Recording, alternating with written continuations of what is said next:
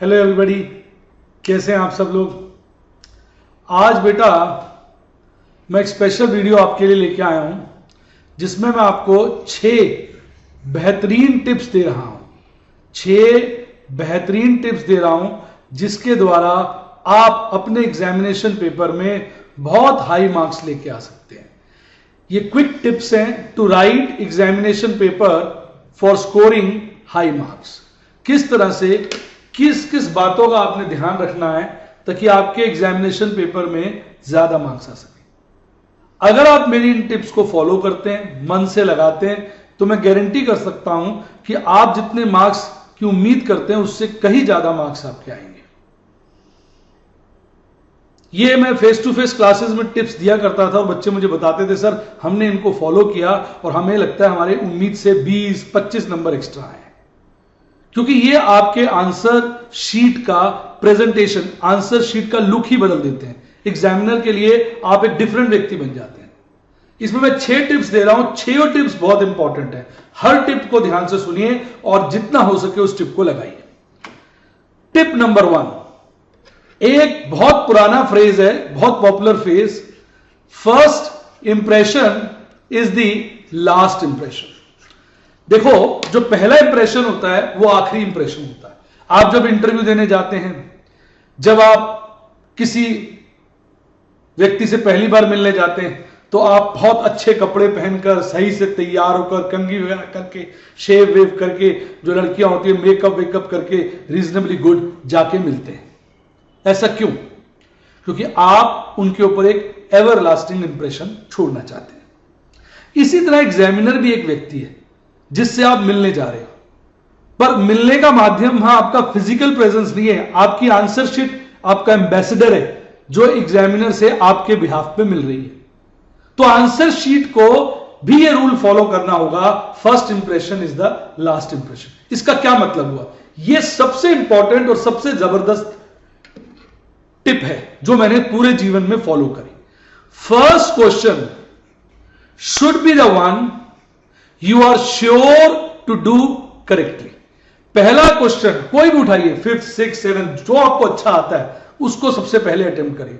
और वो क्वेश्चन वो होना चाहिए जिसमें आप 100% श्योर हो कि आप उसको अटेम्प्ट कर सकते हैं। पहली बार 100% श्योर हो कि इसका आंसर बिल्कुल करेक्ट निकलेगा, क्योंकि यह क्वेश्चन आपका पहला इंप्रेशन छोड़ने वाला है जो लास्ट तक आपको मदद करेगा। और अगर आप पढ़ाई में तेज हैं और आपका किसी डिफिकल्ट टॉपिक पे बड़ा अच्छा कमांड है, आप जानते हैं ये टॉपिक के सारे बच्चों के क्वेश्चंस गलत होते हैं पर आपका ठीक होगा, तो आप उसको सबसे पहले अटेम्प्ट करें। ये दूसरी सब टिप है इसके अंदर, which is a tough one and majority students are likely to commit mistake in it. जैसे मैं एग्जांपल के लिए बताता हूं, सीए फाइनल में मैंने पहला क्वेश्चन अटेम्प्ट किया था कंसोलिडेशन ऑफ बैलेंस शीट। क्योंकि कंसोलिडेशन का एक चैप्टर ऐसा है जिसमें टीचर्स भी बोलते हैं कि आपके कानों से धुएं निकल जाएंगे, और सभी बच्चों का वो गलत होता है, उनकी बैलेंस शीट कभी मैच नहीं होती। और मैं इसमें परफेक्ट था, मैं जानता था मेरी बैलेंस शीट इसमें मैच होगी, और सीए फाइनल में मैंने नॉर्थ इंडिया टॉप किया था। बीकॉम ऑनर्स सेकेंड ईयर में भी कंसोलिडेशन था, तभी मैं इसमें परफेक्ट हो गया था और पूरी यूनिवर्सिटी में मेरे हाईएस्ट मार्क्स आए थे अकाउंट्स के अंदर। पहला क्वेश्चन मैंने कंसोलिडेशन का ही अटेम्प्ट किया था। तो जो क्वेश्चन आप जानते हैं सब बच्चों का गलत होने की संभावना ज्यादा है और आपका उस पर कमांड है, जरूरी बात है आपका भी कमांड हो। आपके भी अगर गलत होने की संभावना है तो फिर उसको मत करें। डिफिकल्ट क्वेश्चन इसलिए नहीं उठाना कि आप भी गलत कर दें। पहली बात, क्वेश्चन वो उठाएंगे जो आप 100% श्योर हो कि आपका करेक्ट होगा।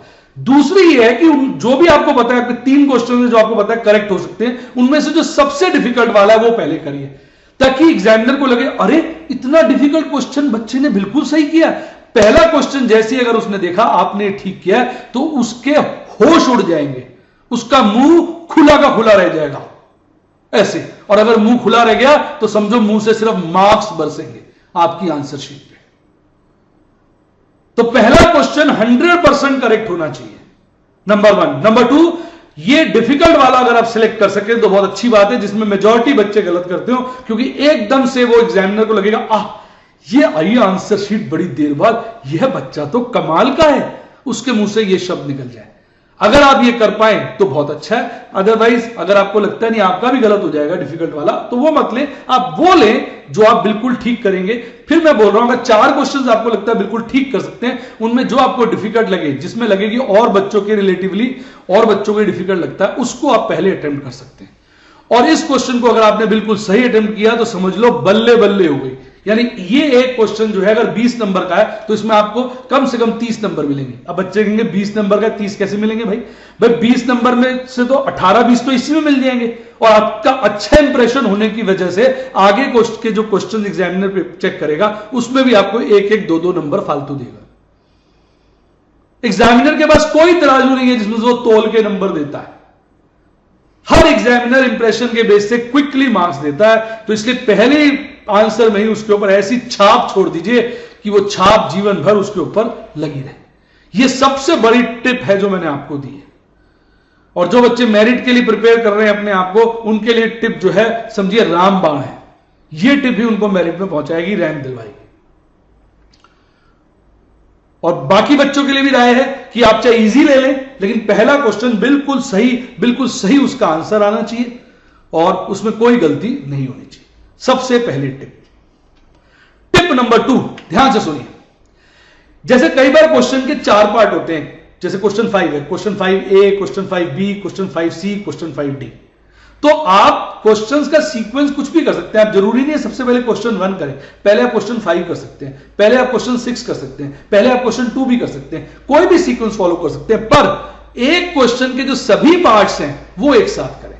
यानी अगर आपने 4th क्वेश्चन उठाया तो question 4th A, question 4th B, question 4th C, ये एक साथ करें। और हर क्वेश्चन को नए पेज पे स्टार्ट करें और उसको ऊपर बिल्कुल प्रॉपरली हेडिंग दे, जैसे मैं दे रहा हूं, जैसे क्वेश्चन नंबर 4A आपके पास, और उसको अंडरलाइन कर दें अच्छे से। डबल अंडरलाइन मुझे पसंद हुआ करती थी, स्केल से मैं करता था एंड में, शुरू में लिख देता था क्वेश्चन, और अगर आपके पास टाइम नहीं है तो आप ऐसे भी लिख सकते हैं क्वेश्चन नंबर 4A और इतना छोड़ दें। लास्ट में जब टाइम बचेगा तो इसको डबल अंडरलाइन करें स्केल से। अभी मैं स्केल से नहीं कर रहा हूं, आप स्केल से डबल अंडरलाइन करें। डबल अंडरलाइन करते ही बड़ा अच्छा इंप्रेशन पड़ता है। तो हर क्वेश्चन को नए पेपर पे स्टार्ट करना, हर क्वेश्चन का आंसर नए शीट पे स्टार्ट करना, और जब वो क्वेश्चन खत्म हो जाएगा तो उसको डबल अंडरलाइनिंग से क्लोज करना। ये मैं और भी वीडियोस में बात बता चुका हूं। इसमें मेन बात मेरी बताने की थी कि सारे पार्ट आप एक साथ करें। बच्चे कहते सर हमें A, B और C पार्ट थे, हमें B में डाउट था। कोई बात नहीं, आप B की जगह छोड़ दें, पहले क्वेश्चन 4A कर लें, फिर 4B की जगह छोड़ दें अंदाजे से, फिर 4C कर लें। अगर बाद में आपको उसमें लिखना है तो 4B आप उधर कर सकते हैं, और आपको नहीं लिखना तो वहां लिख दीजिएगा please omitted, next question is on the new page, ऐसे कर दीजिए, या new question is on the next page. मेरी बात समझ गए? तो यानी पार्ट सभी क्वेश्चन के आपने एक साथ करने हैं, क्योंकि अगर आप आगे पीछे करके पार्ट करेंगे तो एक आध क्वेश्चन चेक होना रह जाएगा और वो टोटलिंग में नहीं जाएगा, तो आपको नुकसान हो जाएगा। तो दूसरी टिप इसलिए इंपॉर्टेंट है कि एग्जामिनर सारे क्वेश्चंस आपके चेक करे और उनके नंबर्स जोड़े, और हर क्वेश्चन आपने नए पेज पे स्टार्ट करना है। ये टिप नंबर 2 थी। अब टिप नंबर 3 को ध्यान से सुनिए। अगर आपका पेपर न्यूमेरिकल है, जिसमें आपको न्यूमेरिकली आंसर्स देने, जैसे FM होता है, जैसे कॉस्टिंग होता है, इसमें आपको अपना आंसर टेबुलर फॉर्म में देना चाहिए। जैसे ये दिया है, ये क्रेडिट पॉलिसी के एक FM के क्वेश्चन का आंसर है जो मैंने प्रेजेंट किया है। देखिए बिल्कुल टेबुलर फॉर्म में है। किसी अमाउंट को अगर आपको एक्सप्लेन करना है, किसी चीज के बारे में बताना है, तो यहां जगह आप उसमें बता सकते हैं। जैसे इन्वेस्टमेंट इन डेटर्स का मैंने फॉर्मूला लिख के दिखाया हुआ है, आप चाहें तो यहां कैलकुलेशन भी दिखा सकते हैं। टोटल कॉस्ट होगी 1,55,000 इंटू क्रेडिट पीरियड हो गया 60 डिवाइडेड बाय 360, और ये जो वैल्यू आएगी वो ये हो जाएगी। तो आप चाहें तो टेबुलर फॉर्म में उसको प्रेजेंट करें सदा, और कैलकुलेशन वहीं कर दें। अगर आपको नीचे कैलकुलेशन करके दिखानी है तो यहां लिख दें नोट 1, और नोट 1 नीचे जो है नोट 1 में इस कैलकुलेशन को करके दिखा दें। रेफर नोट 1 लिख दें या सिर्फ नोट 1 लिख दें। आपको मतलब इस चीज को एक्सप्लेन करना है, कोई बात है इसके बारे में, तो रेफर नोट 2 ऐसे करके नीचे नोट 2 बता दें। मेन आंसर टेबल में होना चाहिए, और बाकी जो उसके एक्सप्लेनेशन है वो नीचे नोट 1, नोट 2, नोट 3 के फॉर्म में हो, तो सोने पे सुहागा है। आप समझिए एग्जामिनर के मन से एक ही आवाज आएगी, एक ही आवाज, दे दे दे दे दे दे दे दे मार्क्स, दे दे मार्क्स, दे दे मार्क्स, दे दे। वो जी भर के आपको मार्क्स देगा, उसके मन से एक ही आवाज आएगी। टेबुलर प्रेजेंटेशन समझिए एक प्रकार का डब्बा हो जाता है, जैसे हम मिठाई लेके आते हैं ना, उसका डब्बा बहुत सुंदर हो तो मजा आ जाता है। लेकिन एक बात याद रखिए, अगर आपका आंसर गलत है तो ये टेबल आपको कुछ नहीं दिलवाने वाला। कई बच्चे कहते हैं सर मैंने टेबुलर फॉर्म में किया था पर मेरा आंसर गलत था, सर आधे नंबर तो मिल जाएंगे। भैया जीरो मान के चलो। हाँ, टेबल आपका टेबुलर फॉर्म में अच्छा प्रेजेंटेशन है, खुश होकर एग्जामिनर हो सकता है 2-3 नंबर आपके कटोरी में डाल दे, तो समझो बस भगवान की मेहर हो गई, प्रभु की कृपा हो गई। वैसे तो मुझे अंडा मिलना था, मेरा आंसर गलत था, पर प्रेजेंटेशन की वजह से 1-2 नंबर 3 नंबर 4 नंबर में मिल जाए तो उसको बोनस मानिए। क्योंकि जब आप टेबुलर प्रेजेंटेशन करते हैं तो आप सारे फॉर्मूले लिखते हैं, सारी चीजें लिखते हैं, एग्जामिनर उससे प्रसन्न हो जाता है। वो प्रसन्न हो जाता है तो उसका मन नहीं करता जीरो देने का, वो जरूर कुछ ना कुछ आपको जरूर देगा। लेकिन आप उम्मीद मत करिए, अगर आपका आंसर गलत है तो आप अपने एस्टिमेट लगाने के लिए जीरो मान के चले। आपको मान लो 8 नंबर का सवाल है, आपका बिल्कुल आंसर गलत है, आप उसको जीरो मान के चले। हाँ, टेबल से खुश होकर एग्जामिनर ने आपको 2-4 नंबर दे दिए तो आपका बोनस है, आप मत मान के चलिए। और मैं बता रहा हूं 2-1 नंबर जरूर मिलते हैं टेबल अगर आपका प्रॉपर हो, सारे फॉर्मूले दिए हो, अगर आपका आंसर गलत भी हो तो भी एग्जामिनर के मन से आवाज आती है कुछ तो दे दे, कुछ तो दे दे, वो 1-2 नंबर आपको जरूर देगा, वो आपका बोनस है। और अगर आपका आंसर ठीक है तो ऐसे आंसर में आपको फुल मार्क्स मिलने की गुंजाइश बहुत बढ़ जाती है।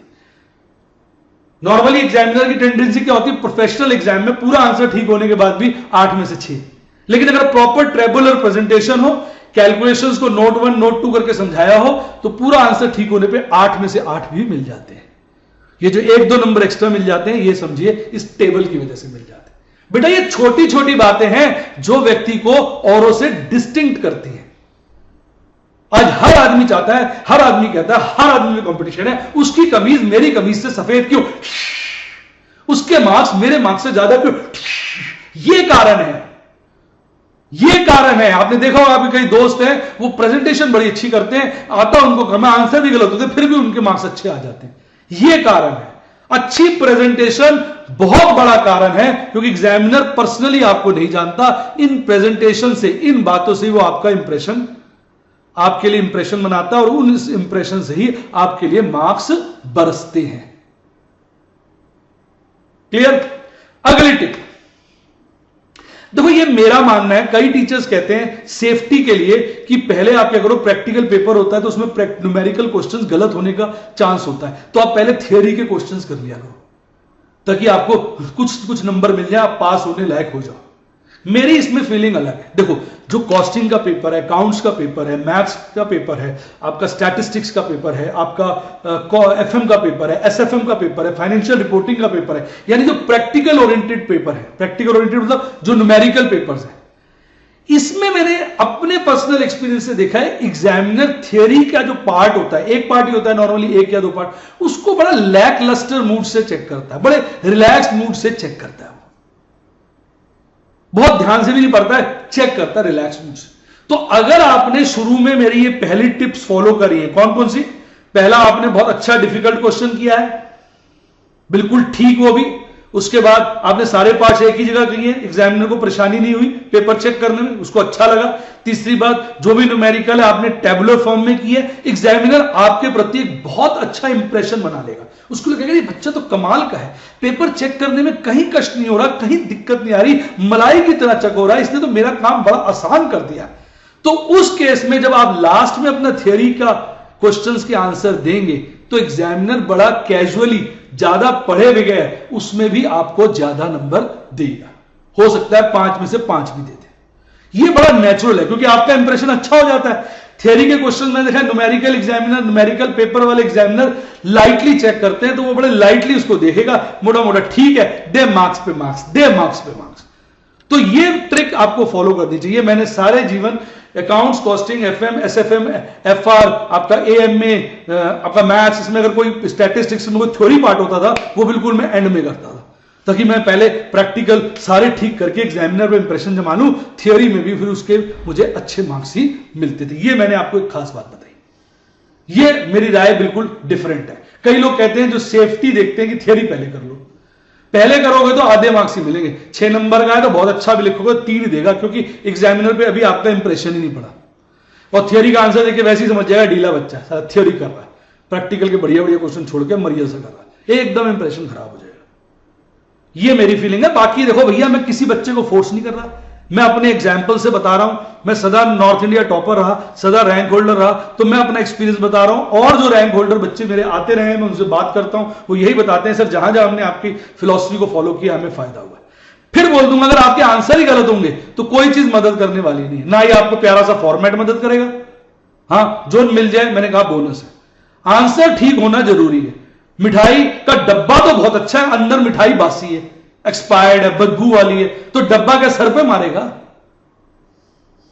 कंज्यूमर नाचना शुरू कर दिया, डब्बा बड़ा अच्छा, डब्बा बड़ा, डब्बा खाएगा भाई। लेकिन मिठाई अच्छी है, बहुत बढ़िया है, टेस्टी है, और डब्बा बड़ा ही सुंदर है, तो उसका डब्बे से ना दिल आ जाएगा कि यार डब्बा बड़ा प्यारा है, यार डब्बा देखते ही मन खुश हो गया, तो मुझे लग रहा था इसके अंदर मिठाई अच्छी होगी। अगर आपका आंसर ठीक है तो एग्जामिनर टेबल को देख के क्या कहेगा? टेबल देखते समझ गया था बच्चा बहुत तेजस का आंसर ठीक हुआ, इतना सुंदर टेबल कौन बनाता है? देखो बिल्कुल सही आंसर है, 2 8 में से 8, 2 6 में से 6।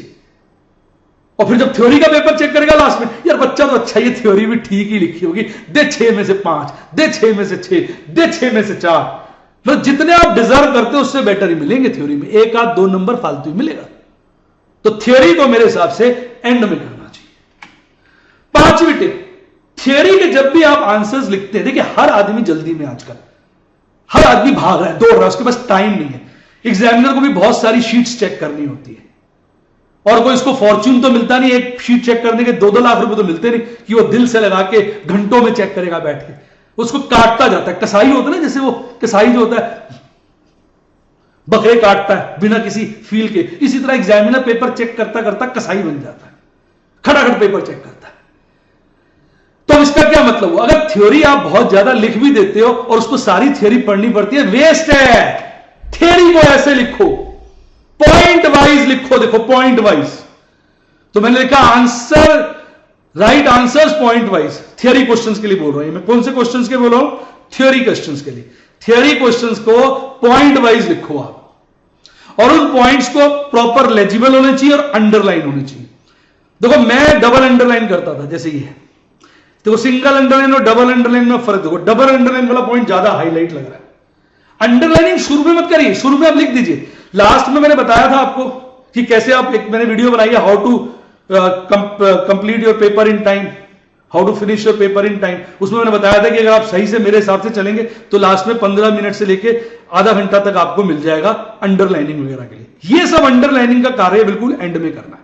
शुरू में आप थ्योरी लिख दीजिए बिना अंडरलाइनिंग के, पॉइंट लिखिए, एक्सप्लेनेशन लिखिए, पॉइंट लिखिए, एक्सप्लेनेशन, लास्ट में जाके स्केल से प्यारी प्यारी डबल अंडरलाइन किया करिए। देखिए थ्योरी लिखा है, अभी तो मैं स्केल से नहीं कर रहा हूं, फ्री हैंड से कर रहा हूं। जैसे मैं इसको डबल अंडरलाइन करता हूं, देखो आपको मजा कुछ और आ जाता है, एकदम पॉइंट खुल के आ जाता है आपके सामने, ये डबल अंडरलाइन वाले पॉइंट खुल के आ रहे हैं।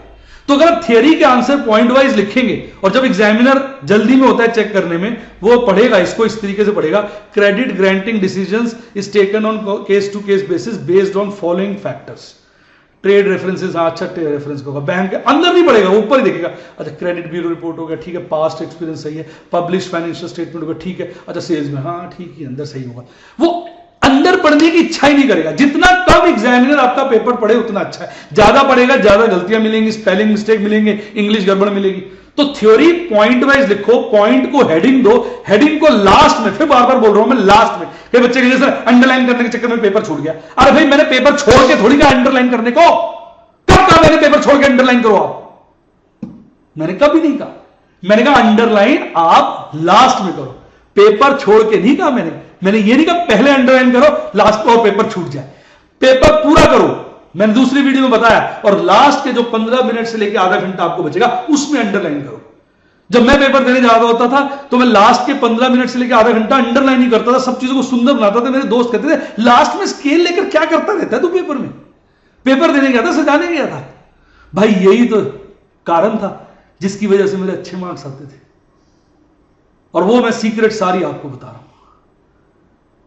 जितनी भी सीक्रेट्स मैंने अपने टाइम पे बनाई, उसके बाद बनाई, मैं सारी सीक्रेट बच्चों को बताता रहता। तो थियरी का क्वेश्चन प्रैक्टिकल पेपर में एंड में करें, और थियरी के आंसर्स पॉइंट वाइज लिखें, पॉइंट प्रॉपर हाईलाइटेड हो, और एंड में जाके जब पूरा पेपर हो जाए सभी पॉइंट्स को डबल अंडरलाइन की कोशिश करो। टाइम कम हो तो सिंगल अंडरलाइन भी चलेगा, हां जितना हो सके डबल अंडरलाइन करो, मैक्सिमाइज करने की कोशिश करो। कैसा रहा है? इससे आपके थियरी क्वेश्चन में बहुत अच्छे मार्क्स मिलेंगे। ये आप जो मेरी टिप है लॉ के पेपर में, ऑडिट के पेपर में भी फॉलो कर सकते हैं।